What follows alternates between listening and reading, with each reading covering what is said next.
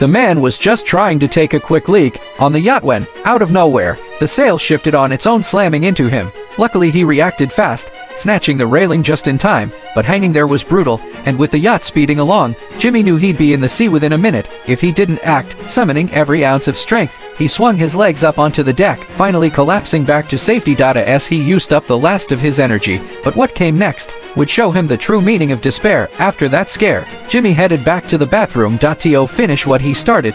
He just pulled down his pants when the door suddenly slammed shut on its own. Assuming it was the wind, he brushed it off until he finished urinating and tried to leave, only to find the door locked tight. No amount of jiggling or pushing worked. He even tried prying through the tiny, but it was too narrow to get any leverage. With his fingers panicking, he rummaged for anything to pick the lock, only to stumble on 4 dark bloodstains in the vanity cabinet. It looked like a murder had gone down there. No time to dwell on that. He grabbed a pair of scissors from the cabinet, figuring he could unscrew the lock screws. But here's the weird part: even though the scissors fit the screw heads perfectly, he couldn't turn them in. To make matters worse, a cargo ship loomed outside, blaring a warning over the radio. "Stop the yacht immediately or we'll collide." Jimmy lost it. He tried everything, slamming his body against the door, kicking it with all his might, but it didn't budge. Meanwhile, the cargo ship drew closer by the second.